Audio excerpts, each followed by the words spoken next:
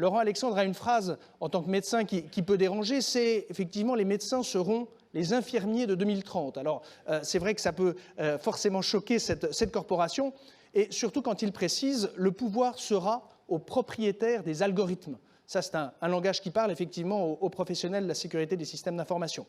En fait, l'objectif étant que le corps humain devienne contaminable potentiellement par un virus informatique avec l'introduction des technologies bioniques. Alors, on va parler de biopirates, de police génétique, et effectivement avec tous les débordements possibles et les atteintes à l'intégrité et à l'identité de ce qu'est l'individu.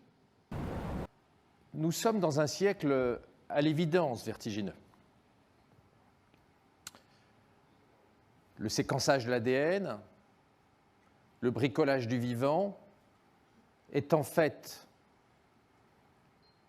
un amuse-bouche par rapport au neurobricolage et au neurohacking. Tant notre identité est fondée sur notre cerveau. Nous sommes ce qu'est notre cerveau. Le cerveau était un sanctuaire. Même les dictatures ne pouvaient pas réellement rentrer dans notre cerveau. Un petit peu sous la torture, mais on pouvait quand même mentir sous la torture. Avec les technologies NBIC, les neurotechnologies, nous allons rentrer dans un monde où notre cerveau ne sera plus un sanctuaire. Et ça change tout. Le problème du cerveau est important parce que nous sommes notre cerveau, notre identité, c'est notre cerveau. Nos idées, notre conscience, notre âme, c'est la conséquence de l'état de nos connexions neuronales et synaptiques. Et d'ailleurs, quand on abîme son cerveau, on est mal. Vous avez tous reconnu Schumacher.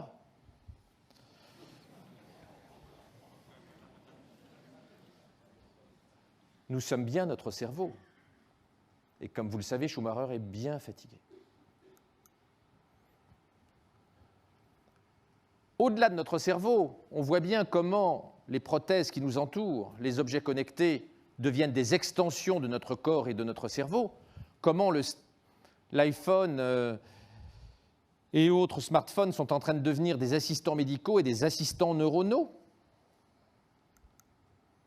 C'est la raison pour laquelle il faut raisonner non pas au niveau du cerveau tout seul, mais avec ces prothèses, le web, l'Internet et nos différentes prothèses, notamment chez les malades, les implants rétiniens, les implants cochléaires, les implants intracérébraux chez les malades qui ont une maladie de Parkinson, etc., etc.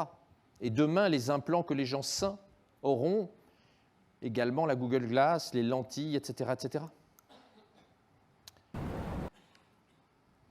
Les GAFA ont un projet démiurgique et développent l'ensemble des nanotechnologies, biotechnologies, informatiques et sciences cognitives.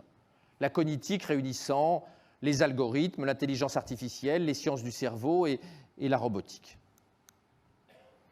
Comme vous le savez, elles sont régies par des lois exponentielles, et pas uniquement la loi de Moore, mais aussi la loi de Metcalfe, la loi de Carlson, etc.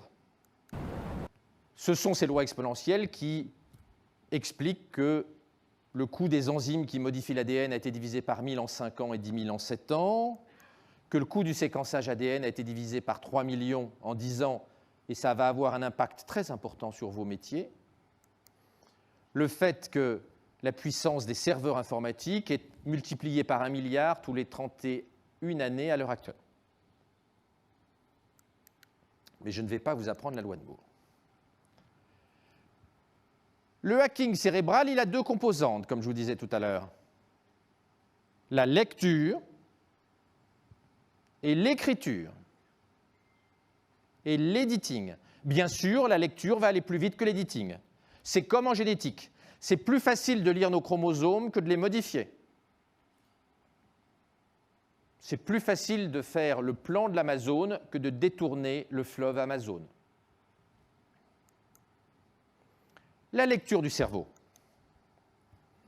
Comment va-t-on lire dans votre cerveau dans les années qui viennent? On va se servir du séquençage ADN. Le séquençage ADN ne va pas nous dire ce que vous avez comme souvenir, mais va nous donner des informations extrêmement importantes sur votre structure mentale. Par exemple, il y a une base chimique sur les 3 milliards de changés qui entraîne des modifications importantes de l'empathie. Dans le gène qu'on appelle l'ocytocine, il y a un variant génétique où il y a une modification d'un ATCG et ça entraîne, selon qu'on a ou pas la mutation, une empathie forte ou une empathie faible. Et des exemples comme ça, il y en a des milliers. Lire votre ADN permet de connaître vos patterns psychanalytiques et psychologiques et donc de mieux vous manipuler grâce aux enregistrements cérébraux. En analysant les ondes cérébrales avec les nouvelles technologies, pas l'électroencéphalogramme des années 60, on peut savoir beaucoup de choses sur vous. Et puis, on va utiliser les enregistrements des différentes prothèses que nous allons avoir, car nous allons être de plus en plus interfacés avec des prothèses électroniques pour approcher ce qu'il y a dans notre cerveau. L'analyse du fonctionnement cérébral, la connaissance de tous les liens entre nos neurones et nos synapses, qu'on appelle le connectome, et on a 100 000 milliards de connexions dans notre cerveau, à peu près 100 milliards de neurones, chaque neurone ayant 1000 synapses avec des neurones plus ou moins voisins. Le connectome progresse vite, au fur et à mesure que la puissance informatique augmente. On va, dans les années qui viennent, analyser des paquets de quelques millions de neurones, puis quelques milliers, puis analyser à distance le fonctionnement des neurones individuellement. À distance, le fonctionnement des neurones individuellement. Paul Allen, dans son institut, analyse la génétique du cerveau avec des moyens considérables. Paul Allen est l'une des plus grandes fortunes du monde, c'est le cofondateur de Microsoft, comme vous savez. Vous avez le Human Brain Project en Europe, vous avez le projet Brain aux États-Unis. La connaissance du cerveau et donc notre capacité à distance et avec différents moyens de comprendre comment fonctionne le cerveau va progresser très vite dans les années qui viennent. Notre capacité à lire le cerveau et à comprendre le cerveau suit bien évidemment la croissance de la puissance informatique. Pour la faire courte, il faut, pour représenter les 100 milliards de neurones, à peu près un hexaflop, et vous savez bien que la puissance informatique maximale dans le monde aujourd'hui, c'est le TN2, c'est 33 pétaflops, 33 millions de milliards d'opérations par seconde. Donc il va falloir attendre 2018-2019. Pour représenter toutes les synapses, il faut un zetaflop, 1000 milliards d'opérations par seconde, à peu près, c'est ce qu'estiment les neuroscientifiques. Et pour simuler complètement le cerveau, on estime qu'il faut un iotaflop, c'est-à-dire 1 million de milliards d'opérations par seconde, quelque chose qu'on devrait avoir au tournant des années 2040. La puissance informatique est fondamentale. Bien sûr, la connaissance de plus en plus subtile qu'on va avoir va poser des problèmes. On a bien vu que la NSA a menacé d'une amende de 250 000 $ par jour Yahoo s'il n'ouvrait pas la backdoor pour avoir accès à nos enregistrements sur Yahoo. Il est clair que demain, la NSA cherchera à avoir une backdoor sur notre cerveau au fur et à mesure où des acteurs neurotechnologiques auront un accès en lecture à notre cerveau. Pour mieux contrôler Al-Qaïda, il est à craindre que la NSA pense que la neurotechnologie soit plus efficace que les tortures à Guantanamo. Ces technologies sont en plein développement et nous ne sommes qu'au tout début. Vous voyez bien qu'en hackant ces dispositifs, en hackant un implant cochléaire, on peut donner des hallucinations auditives à quelqu'un. En hackant un implant rétinien, on peut donner des fausses images à quelqu'un. Vous voyez qu'au travers de tous ces dispositifs médicaux, il est possible de hacker le cerveau dès à présent. Mais maintenant, nous allons rentrer dans le dur. Chez l'animal, et dans pas longtemps chez l'homme, on commence à pouvoir modifier les souvenirs, supprimer des souvenirs. Alors, je ne vous expliquerai pas comment on vérifie qu'une mouche on a modifié un souvenir chez la mouche, c'est un peu compliqué, mais on a des protocoles pour savoir qu'on est capable de mettre un souvenir ou de retirer un souvenir à une souris ou à une mouche. On fait ça de façon simple. On est capable de modifier les souvenirs des animaux, y compris des mammifères. Alors ça, c'est un petit peu invasif, ce sont des systèmes laser qu'on met, ce qu'on appelle l'optogénétique électronique, mais ça permet de modifier complètement le fonctionnement cérébral. Un certain nombre de devices, de simulations transcrâniennes sont en train d'arriver. Il y en aura des dizaines et des dizaines à l'horizon de 2025. Certains se révéleront pas très efficaces, d'autres se révéleront efficaces. La loi du marché fera la différence au sein du grand neurobusiness technologique. Quand on parle de neurotechnologie, on ne peut pas ne pas parler de Google. Google est le leader mondial de la neurotechnologie. Google est le seul neurorévolutionnaire, avec des objectifs inouïs en matière de hacking pour notre bien, de notre cerveau. L'objectif de Google est à l'évidence la fusion de l'IT et de la neurologie, ce qui n'est pas forcément une bonne nouvelle pour les citoyens, mais qui est une bonne nouvelle pour vos métiers. Vous avez 100 ans de business devant vous. Le neurobusiness, c'est faire tout ça. Lire le cerveau, aider le cerveau, renforcer le cerveau, fabriquer du cerveau, réparer le cerveau, sélectionner les cerveaux, interfacer les cerveaux et enfin transférer les cerveaux. Certains d'entre vous connaissent ma conviction que j'explique souvent dans mes tribunes dans le monde. Le vrai territoire de Google, ça n'est pas un pays. Le vrai territoire de Google, c'est notre cerveau. De façon soft, et puis maintenant de façon neurotechnologique. Et il y a là aucun agenda caché, aucun complot. C'est un projet politique qui est expliqué par les dirigeants de Google à longueur d'interview. Tout ce que fait Google, de la robotique à l'intelligence artificielle, en passant par la génétique, la Google Car, les lentilles chez les diabétiques, tout cela a des visées neurotechnologiques. Google, effectivement, veut nous orienter, veut nous servir de mémoire de substitution, augmenter nos sens avec ses lentilles, la Google Glass, etc., développer l'intelligence artificielle et la robotique, créer le cerveau 2.0, assurer une vie longue au cerveau, et puis enfin, uploader le cerveau dans la matrice. Kurzweil, qui est le directeur du développement et l'ingénieur en chef de Google, réaffirmait il n'y a pas longtemps sa conviction qu'en 2045, l'intelligence artificielle sera 1 milliard de fois plus puissante que la réunion des 8 milliards de cerveaux humains. Sergey Brin expliquait il y a quelques semaines, nous allons faire des machines qui raisonnent, qui pensent et qui font les choses mieux que nous, humains, pouvons les faire. C'est bien de la neurotechnologie, l'intelligence artificielle. Kurzweil, à Vancouver, expliquait gentiment que dès 2035, et 2035 c'est demain matin, c'est aussi près de nous que la mort de François Mitterrand, dès 2035, nous aurons des nanorobots pour nous connecter au cloud.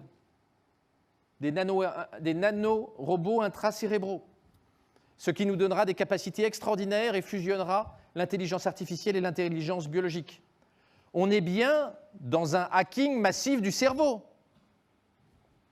Et on est au cœur du projet transhumaniste. Bien sûr, il y a quelques intérêts business. Kurzweil soulignait dans la foulée que Google connaîtra la réponse aux questions avant qu'on les ait posées, évidemment. Il y aura un circuit électronique court vers le cloud computing qui permettra à Google de pouvoir nous répondre avant qu'on ait formulé la question.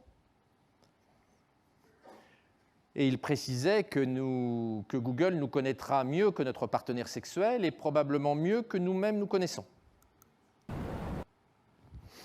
Alors, avoir des implants dans le cerveau, c'est sympathique, mais ça pose quelques problèmes.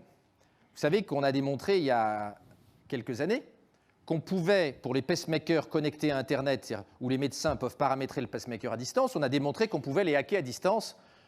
Les gens qui ont démontré ça étaient des gens bien intentionnés, ils n'ont pas tué 100 000 cardiaques d'un clic de souris, mais ils auraient pu le faire. Ils se sont contenté de faire un article pour alerter les pouvoirs publics. D'ailleurs, Dick Cheney, le vice-président américain, a coupé la connexion Internet électronique de son pacemaker pour que des hackers ne cherchent pas à tuer le vice-président en passant par son pacemaker. Il y a une forme un peu particulière de hacking qu'il va y avoir, de hacking cérébral, c'est le retour de l'eugénisme. Avant, la seule chose qu'on savait regarder sur un bébé, c'est s'il avait une trisomie 21 ou pas. Maintenant, on peut regarder toutes ses caractéristiques génétiques, c'est-à-dire lire la totalité des 3 milliards de bases ADN, très précocement dans la grossesse et sans faire d'amniosynthèse, avec une simple prise de sang chez la maman. La puissance informatique a tellement augmenté qu'on est capable, en séquençant le sang de la mère, de séparer l'ADN du bébé et l'ADN de la mère, parce qu'il y a un petit peu d'ADN du bébé qui passe dans le sang de la mère. On passe d'une amniosynthèse tardive, on regarde s'il y a 3 chromosomes 21, et dans 97% des cas, on avorte de l'enfant trisomique, à un dépistage précoce de la totalité du génome de l'enfant, y compris des gènes impliqués dans les prédispositions intellectuelles. Dans le même temps, les Chinois ont lancé un grand programme de séquençage des surdoués afin de déterminer les variants génétiques qui expliquent les différences de quotient intellectuel. Borgström, l'intellectuel d'Oxford, a montré qu'on pouvait augmenter de 60 points le quotient intellectuel d'un individu.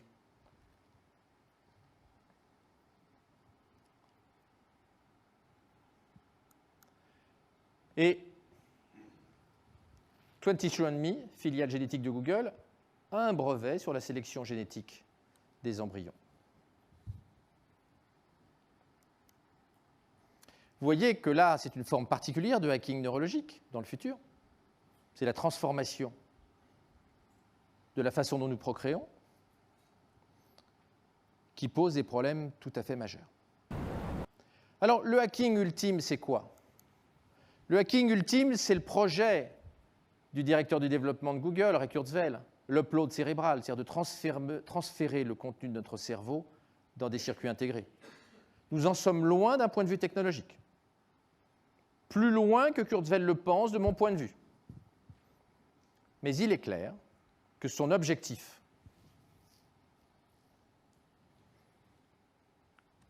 neurotechnologique sur l'upload pose d'immenses questions politiques et philosophiques.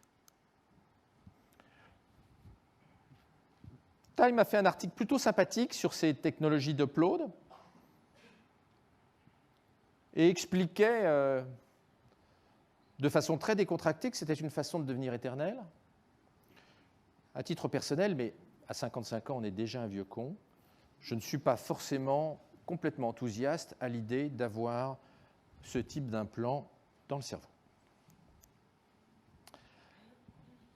Les 30 ou 40 années qui viennent sont les années de la neurorévolution, qu'il s'agisse de lecture du cerveau ou de modification du cerveau.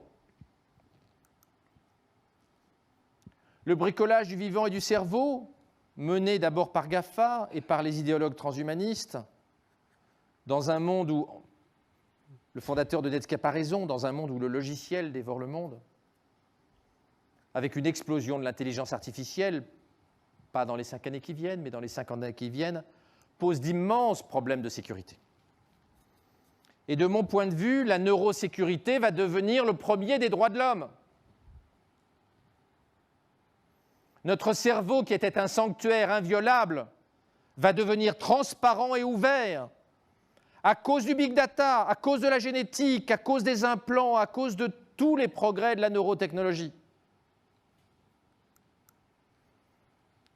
Il ne faudrait pas que le futur devienne cauchemardesque. Au passage, quelques conseils. Quand vous allez chez le coiffeur, en 2025, vérifiez que le casque de brushing ne soit pas un enregistreur pétaflopique de vos pensées et que le coiffeur ne vous implante pas des nanopuces au moment où il vous coiffe. Et si vous êtes le président des États-Unis, veillez à ce que le secret de service parte avec votre verre de manière à ce que personne ne puisse, à partir de votre salive, vous séquencer et connaître vos caractéristiques neurogénétique de manière à vous influencer et vous manipuler. Je vous remercie.